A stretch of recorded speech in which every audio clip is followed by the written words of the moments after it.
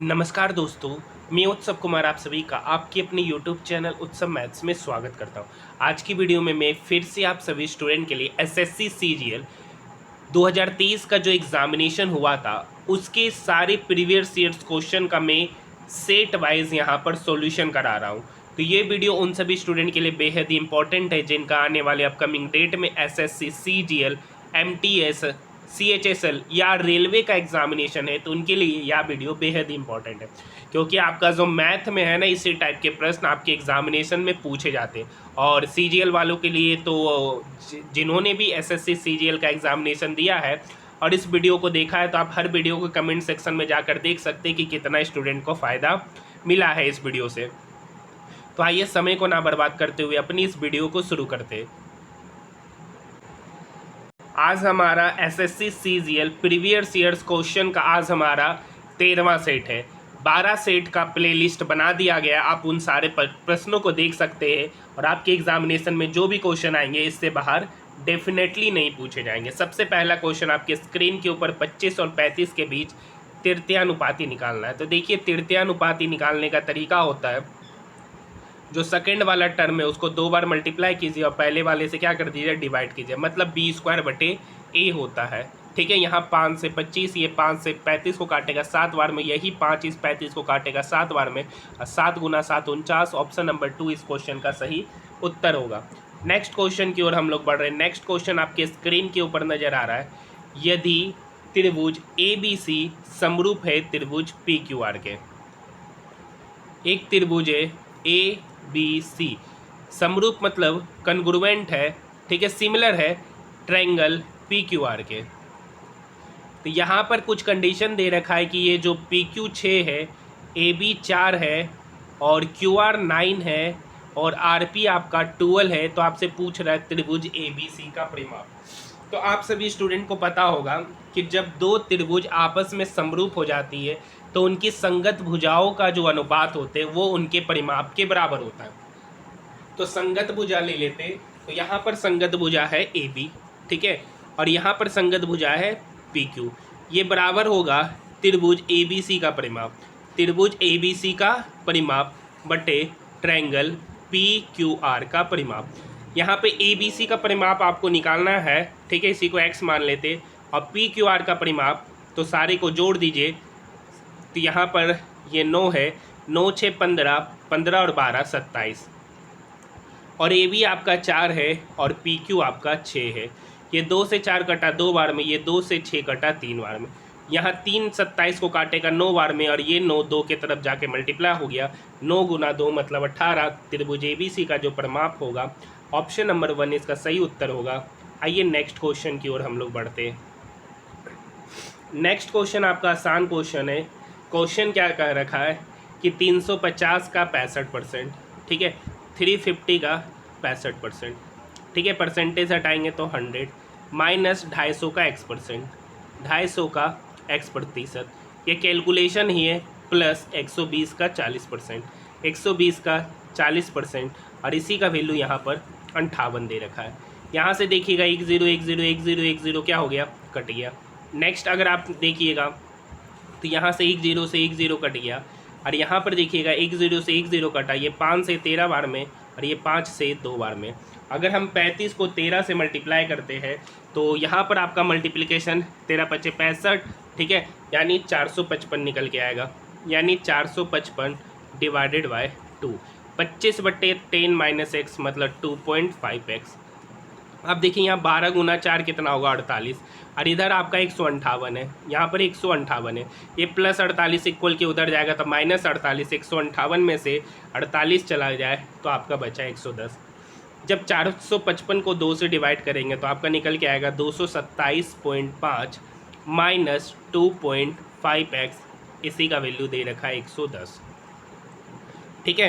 तो यहाँ से 2.5x पता चल गया, ये प्लस 110 इक्वल के इधर जाएगा तो माइनस 110, 227.5 में से 110 को घटाएंगे तो निकल के आएगा 117.5। डेसिमल से एक डेसिमल कट गया, ये 25 101, ये 25 चौक 100, 175, 25 सत्ते 175, ठीक है, 25 चौक 100, 17 आएगा रिमाइंडर 175, 25 7 175, यानी एक्स का वैल्यू यहाँ से जो निकल के आ गया 47। इस क्वेश्चन का सही उत्तर ऑप्शन नंबर 2 होगा। क्वेश्चन की बात करेंगे तो क्वेश्चन थोड़ा सा कैलकुलेटिव है, लेकिन क्वेश्चन ईजी है। नेक्स्ट क्वेश्चन आपकी स्क्रीन के ऊपर नज़र आ रहा है। एक गेंद है, ठीक है, जिसका पृष्ठीय क्षेत्रफल 9 पाई है। अब देखिए जो गेंद होगा ना वो आपका एक स्पेरिकल शेप होगा। गेंद का जो शेप होगा स्पेरिकल शेप होगा, और ये स्पेरिकल शेप का जो पृष्ठीय क्षेत्रफल होता है ना वो 4 पाई आर स्क्वायर होता है, और इसी का वैल्यू यहाँ दे रखा है 9 पाई।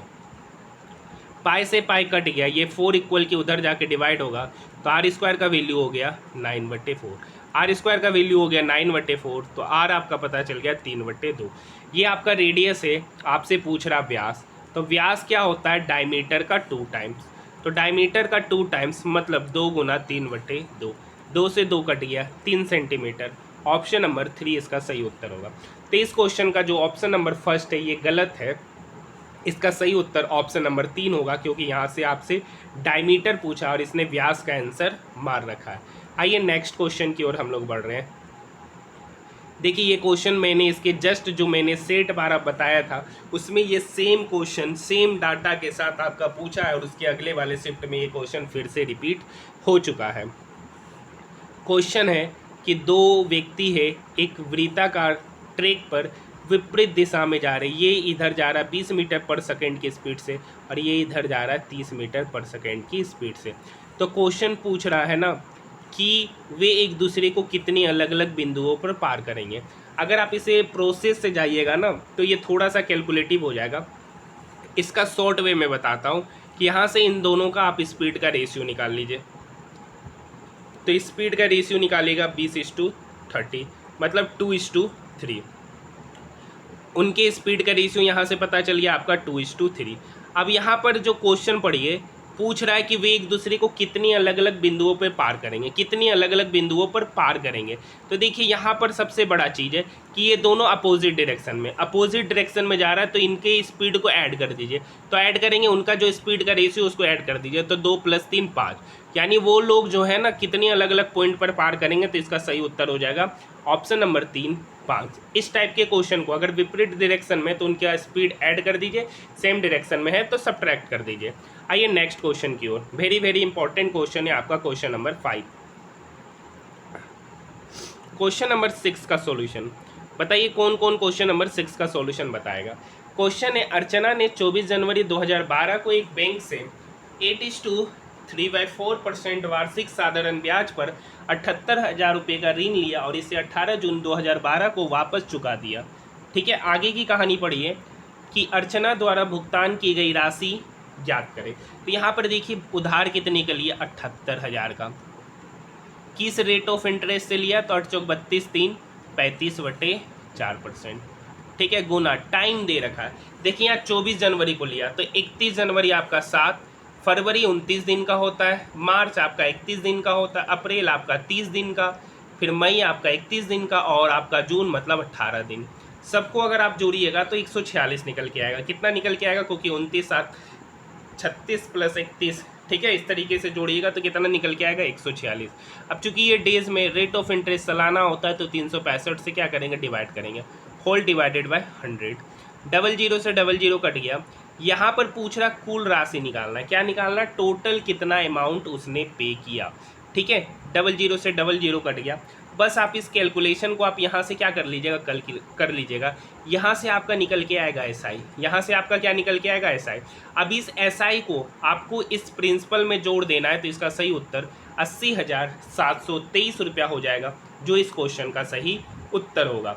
ये क्वेश्चन आपको बस सॉल्यूशन कर लेना, बस कुछ नहीं है, ऐसा ही यहाँ से निकाल लेंगे। थोड़ा सा कैलकुलेटिव है, कोई ज़्यादा कैलकुलेटिव नहीं है। अगर आप तरीके से जाइएगा ना तो ये आपका 73 बार में कटेगा, और ये आपका कटेगा 2 × 6 2 × 18 390 बार में। ठीक है, फिर 5 से आप इसको 7 बार में काटिएगा, ये 5 × 7 = 35, 1 + 15। ठीक है, और यहाँ से आप देख रहे 73 से 73 क्या हो गया, कट गया, ऊपर में फाइनली बचा 390 × 7 तो 0, 9 से 63 का 3, बाकी 6 7 21 और 6 27। ठीक है, 2730 रुपया आपका लगभग बच रहा है। के ने कैलकुलेशन बच के आया है। अब इस 78,000 में 2730 रुपया जोड़िएगा तो लगभग आपका 78 + 2 80,730 रुपया हो जाएगा। 80,730 रुपया हो जाएगा, जो कि आपका लगभग में पूछ रहा है निकटतम पूर्णांक। तो देखिए ना तो ये ऑप्शन है, ना ये है, ना ये है। इसका सही उत्तर ऑप्शन नंबर 4। अब बताइए कितना सिंपल सा कैलकुलेशन था। तरीके से जाइएगा तो कैलकुलेशन भी आसान होगा। ठीक है, तो इतना आप लोग कैलकुलेशन कर सकते हैं अगर मैं किसी क्वेश्चन का कैलकुलेशन छोड़ रहा हूँ तब। देखिए नेक्स्ट क्वेश्चन है, 10 महिलाएं किसी कार्य को 6 दिन में पूरा करती है। 10 महिलाएं किसी कार्य को 6 दिन में पूरा करते हैं और 6 पुरुष उसी कार्य को 5 दिन में करते हैं। यहाँ पर देखिए 10 महिलाएं हैं ना किसी कार्य को 6 दिन में, 10 महिलाएं मिलकर किसी कार्य को 6 दिन में, तो एक महिलाएं उस कार्य को कितने दिन में करेगी? 60 दिन में।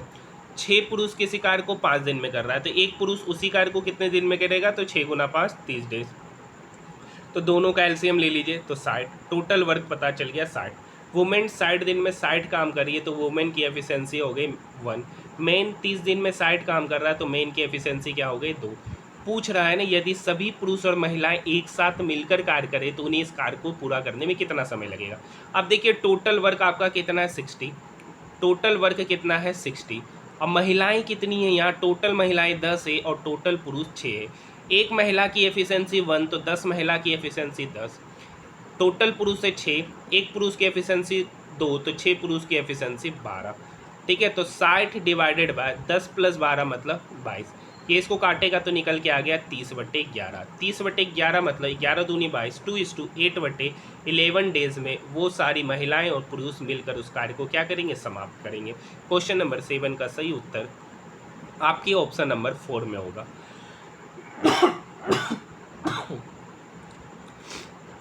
नेक्स्ट क्वेश्चन है, देखिए तबीयत खराब होने की वजह से मैं कल आप सभी स्टूडेंट के लिए 19 सितंबर को जो मैंने दो सेट कराना था वो मैं नहीं करा पाया। आज मैं करा रहा हूँ 20 सितंबर को। ठीक है, क्वेश्चन क्या है कि देखिए माँ ने अपनी पुत्री से कहा कि 7 साल पहले मेरी आयु तुम्हारी तब की आयु की 7 गुना थी। ये बात कब की बोल रहा है? वो 7 साल पहले बोल रहा है। कब बोल रहा है? 7 साल पहले बोल रहा है कि जो मेरी आयु थी ना वो पुत्री की आयु की क्या थी? 7 गुना। यानी ये 7 साल पहले का डाटा लिख रहे, 7 साल पहले का।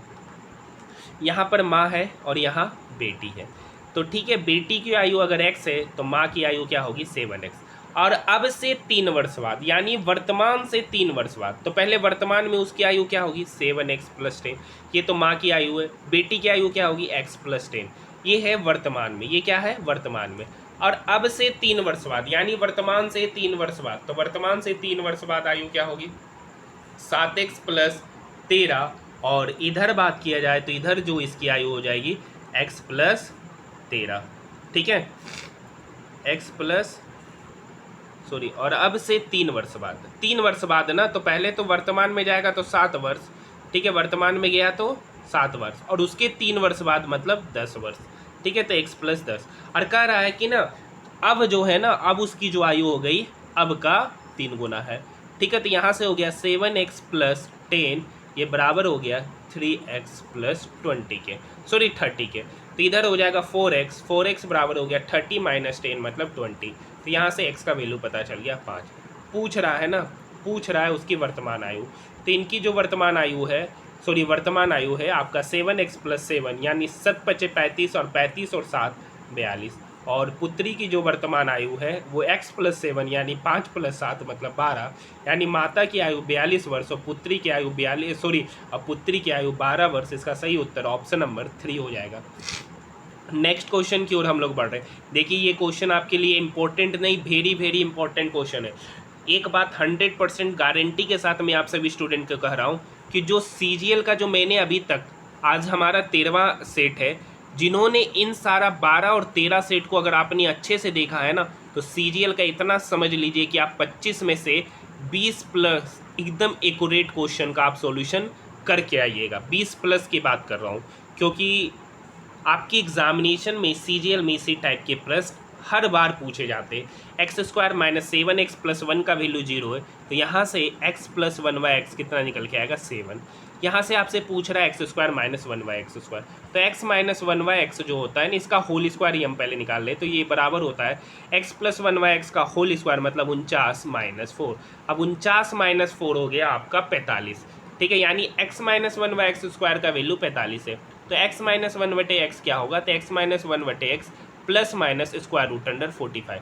देखिए जो जो इस क्वेश्चन को फॉर्मूला रट कर बनाते हैं ना, तो इस डाटा का वे लोग बिना यूज किए बनाएंगे, क्योंकि आपको पता है कि अगर x प्लस वन बटे एक्स के होता है ना, तो x माइनस वन बटे एक्स आप लोगों को फॉर्मूला रटे होंगे कि स्क्वायर रूट अंडर के स्क्वायर माइनस 4। तो इस तरीके से अगर आपने फॉर्मूला रटा होगा तो इस क्वेश्चन को आप नहीं बना सकते, आप इसका हमेशा गलत आंसर मारिएगा। अब यहाँ पर एक डाटा दे रखा है कि x का जो वैल्यू है 0 से 1 के बीच में, जब x का वैल्यू 0 से 1 के बीच में है तो x माइनस वन बटे एक्स का जो वैल्यू आएगा वो माइनस में आएगा, यानी माइनस रूट 45। जैसे आप एक इक्वेशन ले लीजिए, 0 से 1 के बीच में कोई एक नंबर 1/2 ले लेते, ठीक है, तो यहाँ पर अगर आप x minus one by x में 1/2 रखिएगा तो ये तो 1/2 हो गया -2। अब 1/2 -2 कैसा नंबर निकल के आएगा, नेगेटिव नंबर, मतलब यहाँ पे जो नंबर होगा वो एक नेगेटिव नंबर होगा।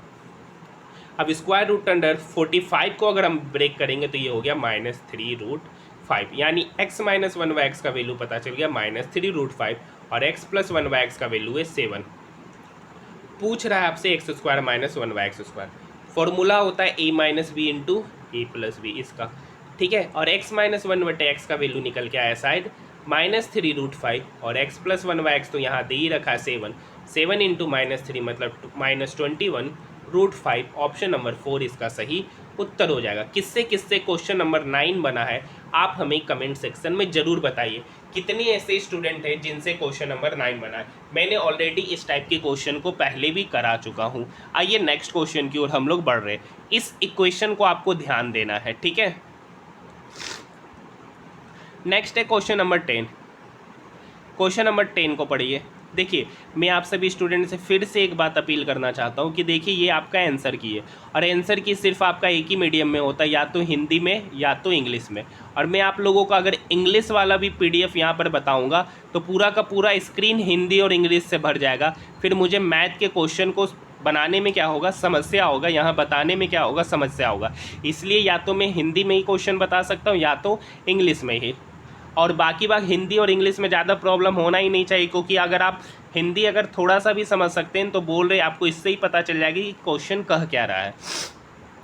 देखिए आर और एक्स, आर जो है ना इसको कुछ धनराशि उधार देता है जिस पर एस आर को 17,000 रुपये अधिक वापस करता है, और एस टी को ही उतनी ही धनराशि देता है जिस पर टी एस को 8.5% अधिक भुगतान करता है। तो एस द्वारा उधार दी जाने वाली न्यूनतम धनराशि क्या होगी। देखिए ये एकदम बहुत आसान क्वेश्चन है, ठीक है। यहाँ पर देखिए कितना अधिक भुगतान कर रहा है 8.5%, और एक्चुअली में कितना दे रहा है 17,000, यानी 8.5% का ही वैल्यू क्या दे रखा है 17,000। यहाँ तक बात समझ में आई, ठीक है। बाकी बात अगर आप एसआई मेथड से जाएगा तो काफ़ी कैलकुलेटिव हो जाएगा। अब ये 8.5 इस 17,000 को कितने बार में काटेगा 2,000 बार में, क्योंकि ये 8.5 17 को काटेगा 2 बार में, ठीक है, और सॉरी 20 बार में काटेगा। ये 8.5 जो है ना 17 को कितने बार में काटेगा 20 बार में। तो यहाँ पर आपका कितना हो गया 20,000, ठीक है। ये आपका 1% का है। तो पूछ रहा है लेन देन में इससे संबंधित ऑप्शन क्या, ऑप्शन नंबर 3 हो जाएगा इस क्वेश्चन का सही उत्तर, ठीक है। क्योंकि यहाँ पर देखिए सॉरी यहाँ पे 8.5% इस 17,000 को काटेगा 2 बार में, और आपको पता है कोई भी चीज़ परसेंटेज में कितना होता है 100%। तो 2,000 गुना 100% मतलब 2 लाख रुपया इसका सही उत्तर हो जाएगा, क्योंकि 1% का वैल्यू 2,000 तो 100% का वैल्यू कितना हो जाएगा 2 लाख। क्वेश्चन नंबर 3 इसका सही उत्तर होगा। अब आप लोग मुझे कमेंट सेक्शन में बताइए कि क्वेश्चन नंबर 10 का कौन कौन ऑरली या इस तरीके से किन्होंने किस किस स्टूडेंट ने इस क्वेश्चन का इस तरीके से सॉल्यूशन किया है। नेक्स्ट क्वेश्चन है किसी न्यून कोण थीटा के लिए sine theta plus sine square theta का वैल्यू 1 है। तो यहाँ से एक चीज़ देखिए कि ये साइन थीटा ये plus sine square theta equal के उधर जाएगा, तो 1 माइनस साइन स्क्वायर थीटा। अब 1 माइनस साइन स्क्वायर थीटा क्या होता है कोस स्क्वायर थीटा, यानी साइन थीटा किसके बराबर हो गया कोस स्क्वायर थीटा के।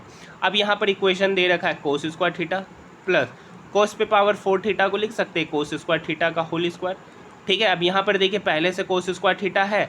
अब देखिए कोस स्क्वायर थीटा का वैल्यू कितना है साइन थीटा, और साइन थीटा का स्क्वायर करेंगे तो क्या हो जाएगा साइन स्क्वायर थीटा।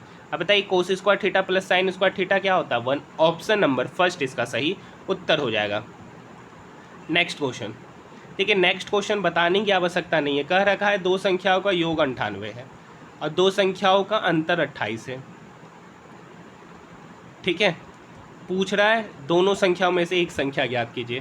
तो यहाँ पर चलिए निकाल लेते हैं। अगर हमसे पूछेगा ना, देखिए अगर 2x निकालना है, चूँकि x निकालना है ना, आपको पहले बता दे, अगर 2 लीनियर इक्वेशन हो और सबका कोफिशिएंट 1 हो तो पहला वाला नंबर निकालना है, तो दोनों का सम कर दीजिए और 2 से डिवाइड कर दीजिए।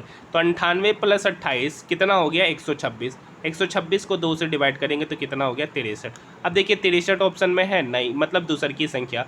तो अगर 2 नंबर का सम 98 है और एक नंबर 63 है तो दूसर का नंबर कितना होगा? 8 में से 3 गया 5, 9 में से 6 गया 3, मतलब दूसर की संख्या 35 होगा। देखिए क्लियरली नहीं बताया कि कौन सा संख्या निकालना है, तो आप दोनों निकाल सकते हैं। या तो अगर आप सेकंड वाला निकालिए, फर्स्ट वाला निकालिए, देखिए ऑप्शन में कौन मैच खा रहा है। नेक्स्ट क्वेश्चन की ओर हम लोग बढ़ रहे हैं। देखिए क्वेश्चन नंबर 13 क्या कर रहा है। देखिए 4 राज्यों केंद्र शासित प्रदेशों में मोबाइल सिम कार्ड संख्या बार आरेख में दी गई है। आरेख का अध्ययन कीजिए और प्रश्न का उत्तर दीजिए। दिल्ली में BSNL सिम कार्ड और एयरटेल सिम कार्ड की बिक्री का अनुपात। देखिए दिल्ली में BSNL के लिए है पीला वाला, ठीक है, और एयरटेल के लिए है ये वाला। इस दोनों का अनुपात पूछ रहा है। तो ये है आपका 10, BSNL है 10 और एयरटेल की बिक्री है 20, मतलब 10:20, मतलब 1:2। ऑप्शन की बात करेंगे तो सही उत्तर ऑप्शन नंबर 3 हो जाएगा। नेक्स्ट क्वेश्चन की ओर हम लोग बढ़ रहे हैं।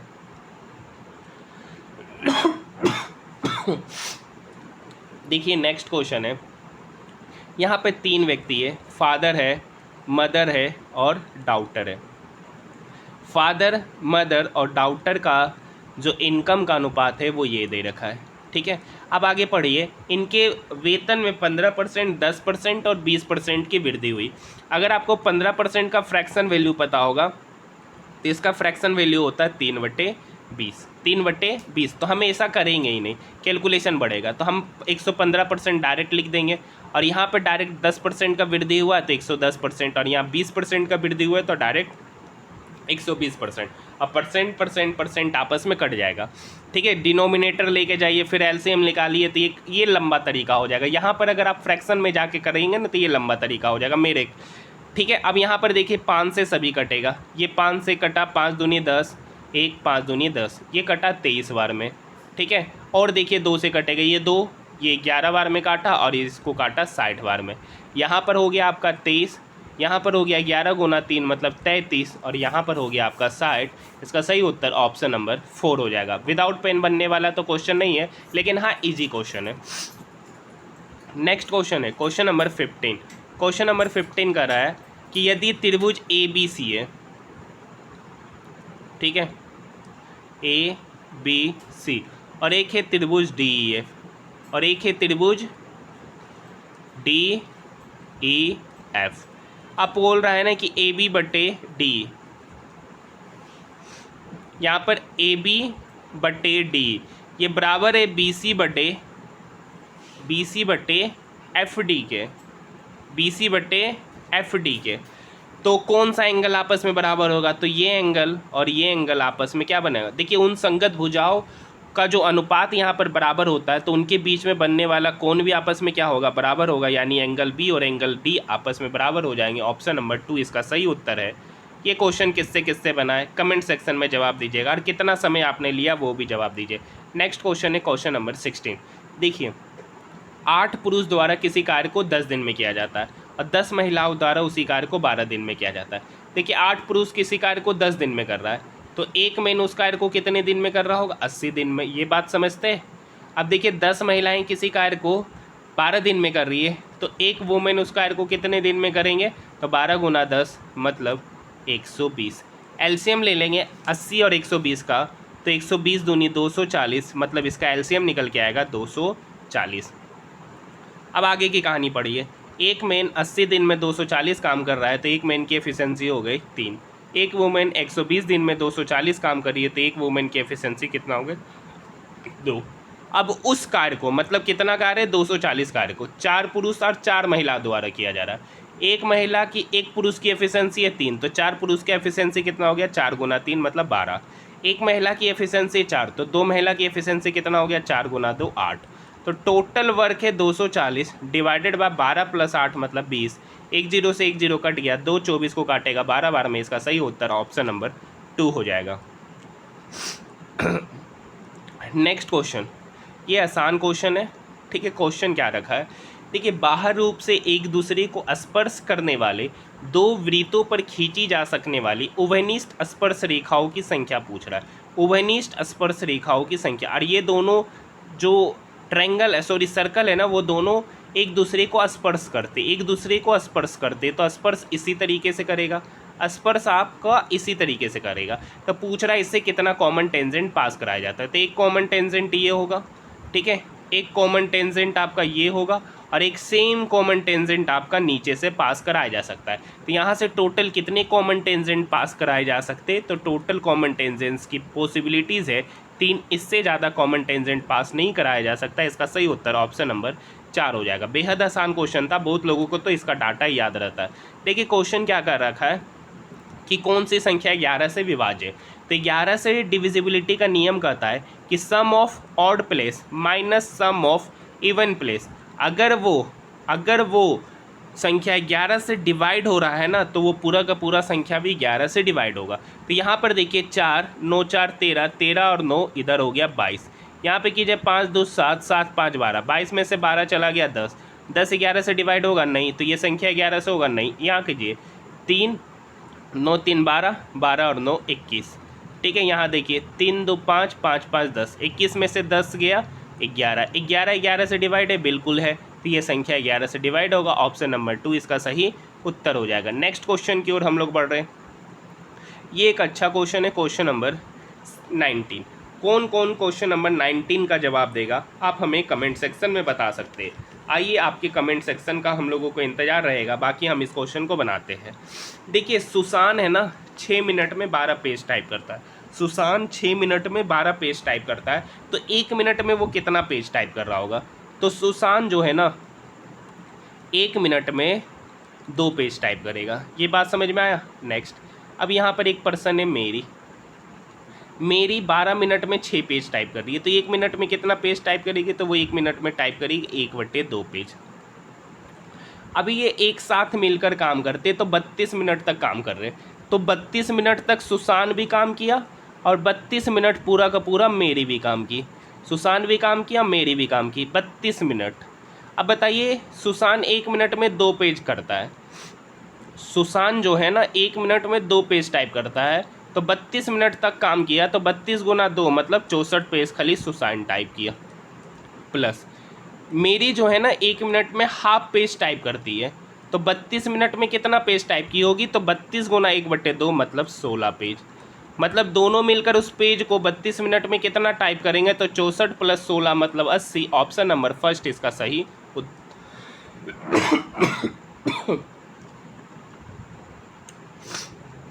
नेक्स्ट क्वेश्चन देखिए, मैंने इस टाइप के क्वेश्चन आपको बहुत बार कराया है। 2 कोटेक्स का वैल्यू 5 है, तो यहाँ से कोटेक्स का वैल्यू हो गया 5/2, तो यहाँ से कोसेक्स आपका पता चल जाएगा, क्योंकि कोटेक्स बराबर होता है कोसेक्स बटे साइन एक्स। ठीक है, 5/2 यानी 5/2 रेशियो मेथड से जाएंगे, तो कोसेक्स का वैल्यू 5 और साइन एक्स का वैल्यू 2, यहाँ पे पुट कर दीजिए, तो 2 × कोसेक्स का वैल्यू 5 और साइन एक्स का वैल्यू 2 पुट करना, डिवाइडेड बाय सेम टर्म है, तो 2 गुना 5 + 2, तो ऊपर हो गया 5 गुना 10, 10 में से 2 गया 8, डिवाइडेड बाय 5 गुना 10 + 2 मतलब 8/12, 8/12 मतलब 2/3, इसका सही उत्तर होगा ऑप्शन नंबर फर्स्ट। देखिए नेक्स्ट क्वेश्चन है, नेक्स्ट क्वेश्चन है कि एक गीजर का अंकित मूल्य 9400 रुपया है, उस पर 4% का छूट दिया, तो बेचा कितना पे, 96% पे, मतलब डिवाइडेड बाय 100। 94 को 96 से गुना कर दीजिएगा, इसका सही उत्तर 90/24 निकल के आ जाएगा। क्वेश्चन नंबर 21 का उत्तर 4। बेहद ही आसान क्वेश्चन है, क्वेश्चन भी कैलकुलेटिव नहीं है। क्वेश्चन नंबर 22 एक अच्छा क्वेश्चन है। देखिए बी है 150 रुपये में कुछ पेन खरीदता है, ठीक है, 150 रुपये में कुछ पेन खरीदता है, जिसमें से ठीक है, जिसमें से आगे की कहानी पढ़ते कि 10 पेन 5 रुपया प्रति, ठीक है सॉरी 8 रुपया प्रति पेन के मूल्य से 10 पेन खरीदा, 10 पेन खरीदा और एक पेन का मूल्य 8 रुपया, मतलब टोटल कितना खर्च किया पेन पर 80 रुपया। अब यहाँ पर देखिए 5 रुपया प्रति रबर के मूल से 10 रबड़ खरीदा, 5 रुपया प्रति रबर के मूल से कितना रबड़ खरीदा 10, मतलब रबड़ पे कितना खर्च किया 50 रुपया। तो देखिए अब यहाँ पे पूछ रहा है 4 रुपया प्रति कटर की दर से, 4 रुपया प्रति कटर की दर से कुछ कटर खरीदता, तो कटर की संख्या तो पता नहीं है, तो कटर की संख्या को मान लिया x। देखिए यहाँ पर टोटल खर्च कितना कर दिया 80 + 50 130, तो बचा कितना 20 रुपया। इस 20 रुपया किस पे खर्च कर रहा है कटर पे और एक कटर पे खर्च हो रहा है 4 रुपया और टोटल कटर पे खर्च किया 20 रुपया, मतलब सिर्फ कटर पे कितना कि वो कटर खरीदा था 5 गो कटर खरीदा। ठीक है, पूछ रहा प्रत्येक वस्तु का औसत मूल्य क्या होगा, प्रत्येक वस्तु का औसत मूल्य क्या होगा, तो मतलब उनकी संख्या क्या है। तो देखिए यहाँ पर 10 पेन है, ठीक है, यहाँ पर 10 रबड़ खरीदा और यहाँ पर 5, तो 10 10 20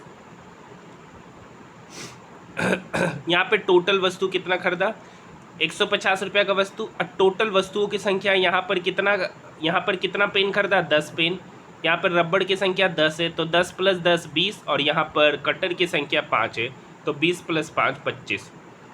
औसत निकालना है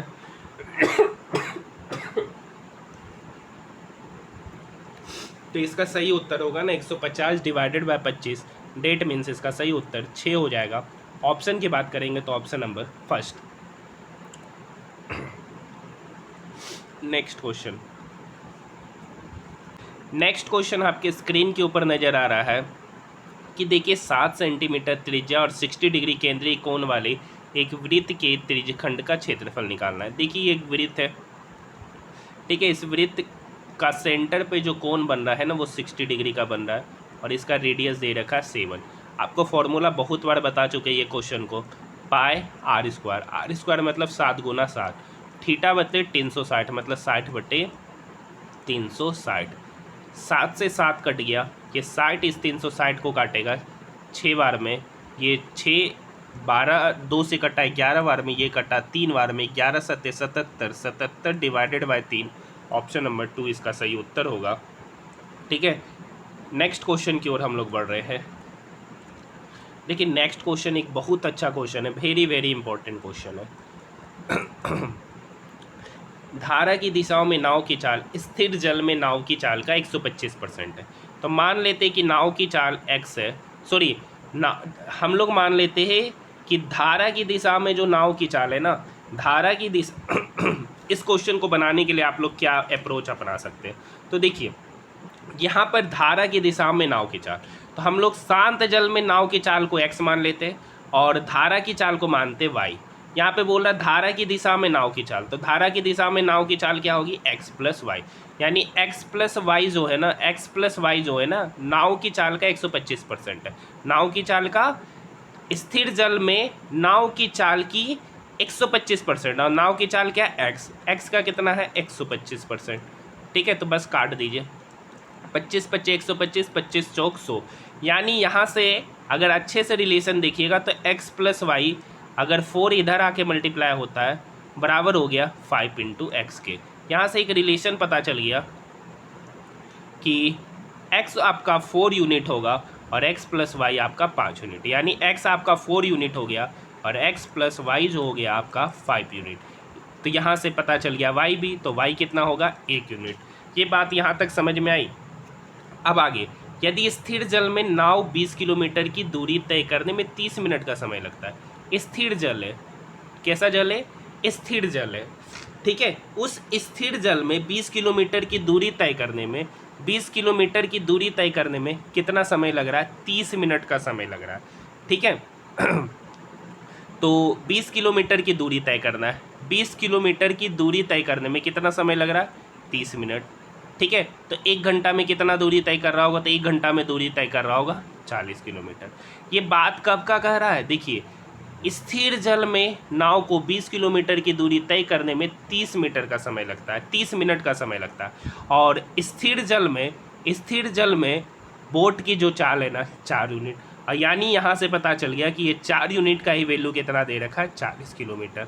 यहाँ से 1 यूनिट का वैल्यू पता चल गया, 1 यूनिट का वैल्यू पता चल गया 10 kilometre per hour. 10 kilometre per hour. तो बताइए कि उसे धारा के विपरीत दिशा में 15 किलोमीटर की दूरी तय करने में कितना समय लगेगा। देखिए धारा के विपरीत दिशा में 1 यूनिट का वैल्यू पता चल गया आपका 10 किलोमीटर। धारा के विपरीत दिशा में, तो धारा के विपरीत दिशा में कितना जा रहा है, 15 मिनट का समय लग रहा है, ठीक है, डिवाइडेड बाय यूनिट कितना है, धारा के विपरीत दिशा में जाएगा तो देखिए, तो धारा के विपरीत दिशा में मतलब x माइनस वाई मतलब 4 - 1 मतलब 3। 1 यूनिट का वैल्यू 10, तो 3 यूनिट का वैल्यू कितना होगा, 3 × 10। बात समझ में आया, ठीक है। तो यहाँ पे 15 है, ये 3 इस 15 को काटेगा 5 बार में, ये 5 इस 10 को काटा 2 बार में, तो इसका सही उत्तर निकल के आ गया 1/2। ऑप्शन नंबर फर्स्ट इसका सही उत्तर होगा। किससे किससे क्वेश्चन नंबर 24 बना है आप कृपया कर कमेंट सेक्शन में बता सकते हैं। यहाँ तक बात समझ में आए, कुछ नहीं करना है। शांत जल में मोटर मतलब बोट की चाल x है और पानी की चाल जो है ना y है, तो यहाँ से x जो है ना 4 यूनिट निकल के आएगा और y 1 यूनिट। और आज की वीडियो का आखिरी प्रश्न, क्वेश्चन नंबर 25।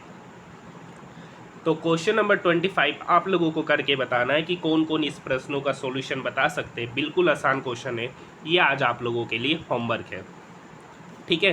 तो अब हम लोग नेक्स्ट वीडियो में मिलेंगे, तो आज के लिए इतना ही। देखिए मैं डेली आप सभी स्टूडेंट के लिए एसएससी सीजीएल का डेली 2 शिफ्ट प्रीवियस ईयर्स का 2 शिफ्ट लेकर आता हूं, जो आपके लिए काफ़ी इंपॉर्टेंट है। नहीं विश्वास है तो इसके जस्ट पहले का जो वीडियो डाला गया था आप उसके कमेंट सेक्शन में, या मैंने अपने टेलीग्राम चैनल पर भी उस व्यक्ति का रिव्यू बताया था जिन्होंने कहा है कि इस वीडियो को देखने से क्या फ़ायदा मिला है, ठीक है। वो मेरा अपना रिव्यू नहीं है, लोगों के द्वारा दिया गया रिव्यू है। अगर आप लोग एग्जामिनेशन देते और आपने डेली अगर इस CGL PYQ सीरीज को देखा है तो कृपया आप कमेंट सेक्शन में या एग्जामिनेशन देने के बाद टेलीग्राम मैसेज में भी आप मुझे बता सकते हैं कि इस वीडियो से आपको कितना ज़्यादा फ़ायदा मिला है। तो आज के लिए इतना ही, मिलते हैं हम लोग नेक्स्ट वीडियो में।